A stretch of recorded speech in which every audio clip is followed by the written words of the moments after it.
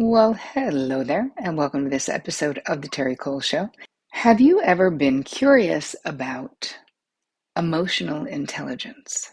Well, I am obsessed with emotional intelligence, and so I decided if I was interested in it, that maybe you guys would also be interested in it, because I also think this is a concept. Sometimes we call it emotional IQ, but it's something that in my life I've always excelled at naturally, but didn't know what it was. And I've helped that, I mean, I don't know how many, hundreds, thousands of clients at this point in my career become more emotionally intelligent in their lives. And so that's what this entire episode is going to be about. What is emotional intelligence, and how can you create more of it in your life? So before I get into it, if you happen to be new to my YouTube channel, well, hello and welcome. Please don't forget to subscribe and hit the bell icon so that you get notified every time I roll out something new, which is every Tuesday. And then I have interviews that come out on every Thursday. So I wouldn't want you to miss anything. All right, let's move it on into today's episode. So in psychology, which is what we're talking about, EQ actually stands for emotional quotient. So we also call it emotional intelligence. A lot of times it's abbreviated as EI in literature. So what does this do? This actually measures a person's capacity to understand, to perceive, and to manage, sort of like how do we handle emotions, our own and other people's. So let's just break down the four components, and then I'm going to give you 8 things that you can do to create. So 8 attributes and actions you can take to create more emotional intelligence in your own life. The 4 major components of EQ is self-awareness. So what is this? This is the ability to recognize our own emotions and understand how your emotions impact your thoughts, your behaviors, your interactions. So it's not just understanding your emotions, but it's taking it one step further.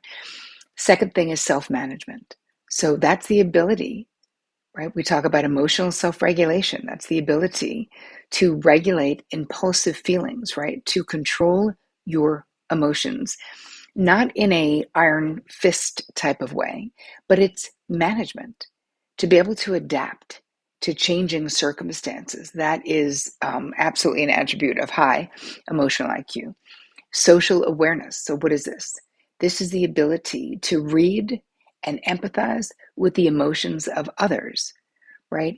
Being dialed into, tuned into social cues.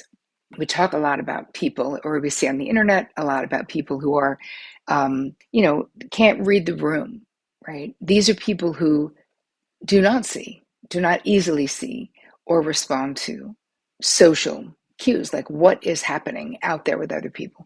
And then the fourth attribute is relationship management. So what is that? That's the skill to resolve conflicts, to have decent communication, to build strong interpersonal connections. So those are the way, in literature, the way that we look at it, those are the 4 main components. But why does this matter? And then I'll get into the 8 things that I think that you can do.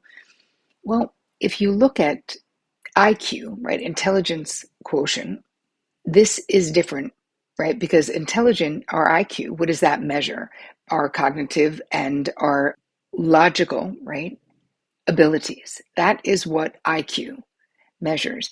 But EQ, so emotional quotient, measures your capacity for interpersonal success. So it's very important if you value your relationships, right?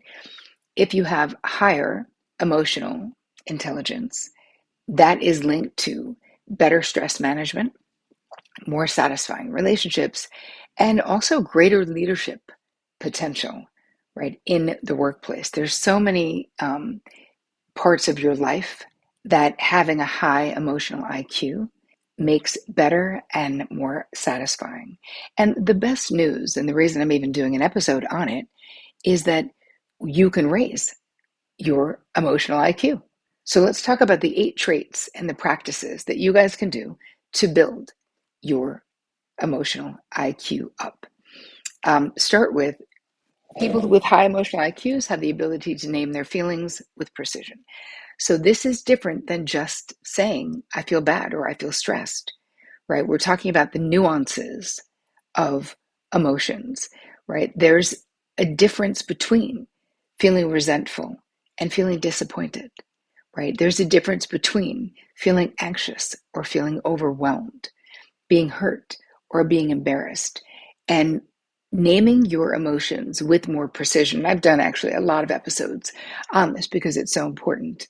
But when you name it precisely, it now changes how you will handle that emotion, how you feel about it.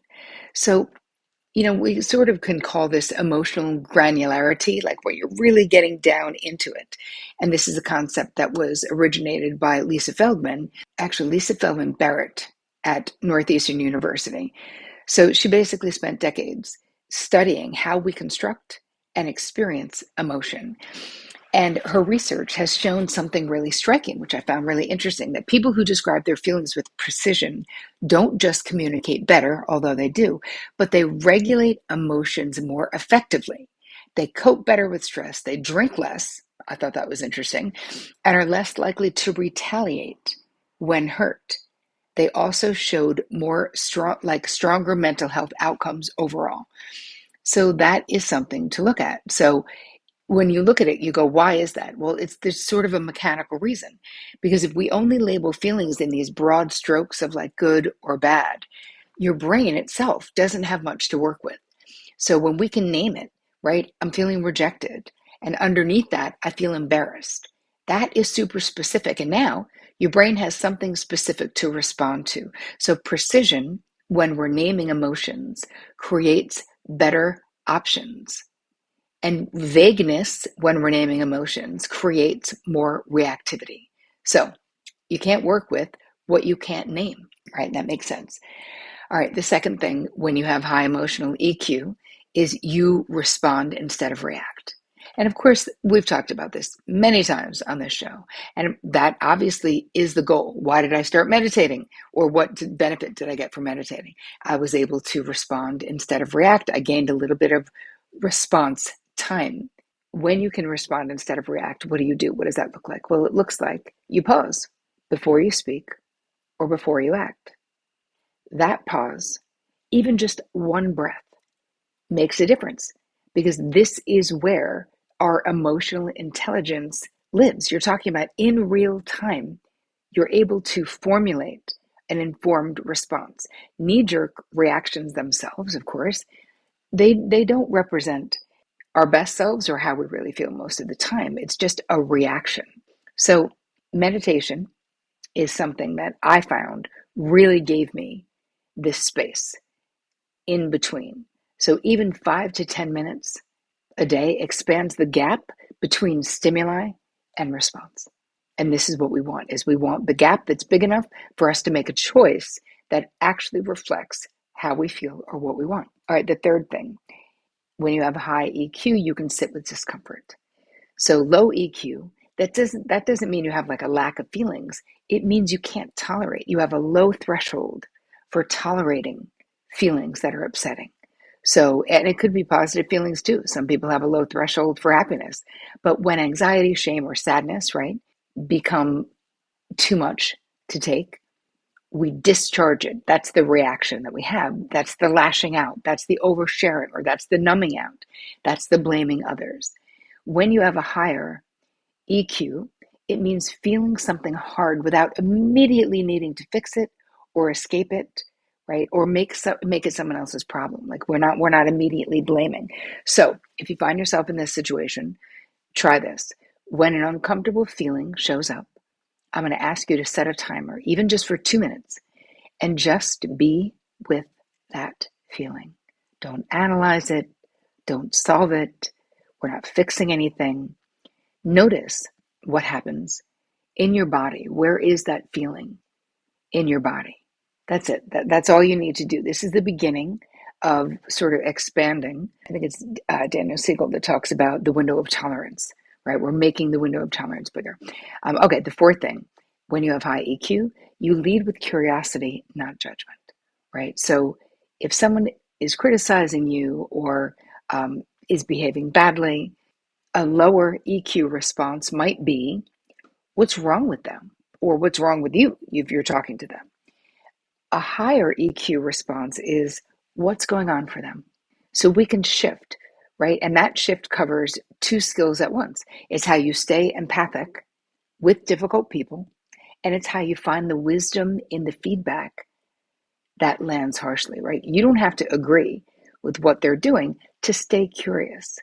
It's funny, I was literally just talking about this today in my Terri Cole membership about how interacting with someone, if they are having a crappy day and it's, a cashier, and they're kind of bitter, they're being quiet, that I immediately, instead of going with maybe my first feeling will be annoyance, right? It'd be like, I didn't do anything to them. But because I don't need to act on that, I then think, I wonder what's going on for them. And I will specifically say, how are you doing today? Like, sincerely, mean it. Sometimes they respond positively, sometimes not. But that is, for me, that's a better interaction than me judging the person who's probably having a crappy day. You have no idea. A lot of times someone will say, wow, this has been a day. And I'll be like, oh, I hope you're getting off soon, right? I don't need them to tell me about their problems. I'm just having a human experience. And when you have higher emotional quotient, higher EQ, you're having so many more human experiences of connection, even in difficult times, right? That's really what is EQ talking about? Staying connected, even when it's hard. Okay, fifth thing, read the room, right? You can read a room when you have a high emotional quotient. Many high functioning codependents, many people with father wounds and mother wounds. We were taught to read a room early on in life. We know how to read all the rooms. So beyond reading just individuals, we can also sense group energy, right? You notice immediately when the meeting has shifted, right? When someone's silence means something other than just them being quiet, right? If something's happening, we notice micro expressions on people's faces. And I think that this is a combination, right? So you don't need to be working the room. It's just attunement that comes with high emotional intelligence, right? And you can use it, your attunement, if you have it, right? To care well for the people around you, right? We can't respond to what we don't perceive. So part of the benefit and responsibility, I feel it is, of having a higher emotional IQ is you are dialed into what's going on in the room, and you can be a part of the solution or a part of the problem from that place of where you're sitting. All right, the sixth thing is that you are good at giving praise that lands with people if you have a high emotional IQ. So telling people something true in a way that they can actually receive, because praise is offered, generously and specifically, right? That's not the same as flattery. We're talking about real acknowledgement. And when you're dialed into people, you can see what's amazing about them, right? You have that ability when you can see people clearly. I think that it requires a certain amount of generosity to be able to do this.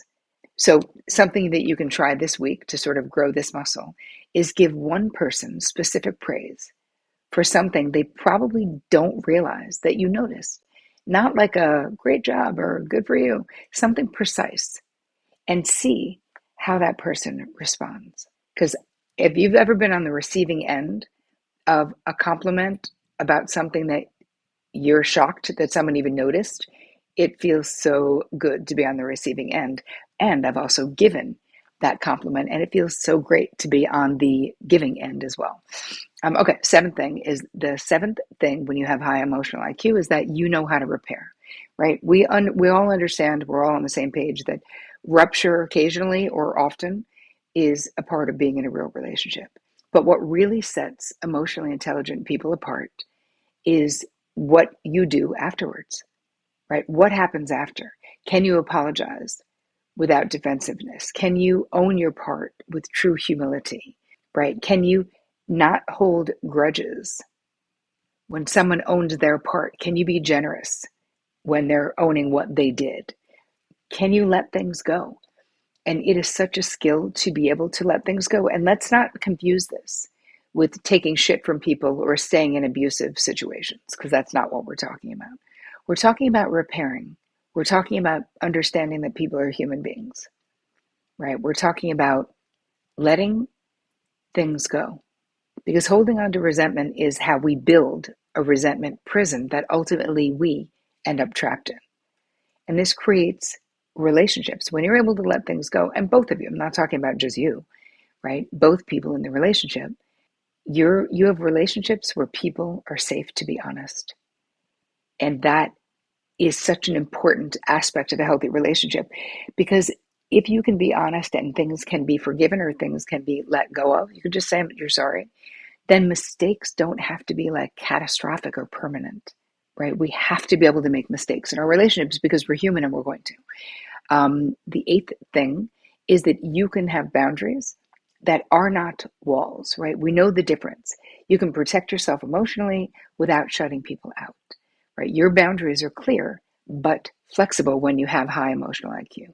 So working on your boundaries is a great way to increase this, right? Firm enough to keep you safe, open enough to keep you connected. And of course, that's what healthy boundaries do. That's right in the middle. So you can help people generously without taking on their problems. That's having good boundaries, right? You can stay warm and lovingly connected to people without being a doormat, without feeling like you must acquiesce to everything people want you to do. But this really is the skill that makes all the other ones we talked about sustainable, is having healthy boundaries. So these are all things that you can work on. And in the guide that goes along with this episode, I'm giving you different actions that you can take and a couple of exercises to build better repair and better boundaries and the ability to let things go in your relationships. And just know that, first of all, I hope that this episode of the Terri Cole Show added value to your life. I feel like I could do 15 episodes on emotional intelligence because it is the most hopeful thing going, that your ability to know yourself, your ability to sit with your own feelings, right? So what are the four things we talked about at the top? Self-awareness, right? That's your ability to recognize your own emotions and understand how they impact your thoughts and behavior. Self-management, right? Emotional self-regulation, the ability to regulate impulsive feelings, control your emotions in a healthy way, and adapt to changing circumstances, right? There's a flexibility. Social awareness, and that's your capacity to read and empathize with the emotions of others, understanding social cues. And the fourth was relationship management, the skill to communicate clearly, resolve conflicts, build strong interpersonal connections. And that includes everything we talked about in those 8 traits, right? The best news is that you can learn all of these things if you put your mind to it. So I hope that this episode of the Terri Cole Show inspired you to do just that. I hope you guys have the most amazing week. Make sure that you get the guide at terricole.com/guide. And as always, take care of you.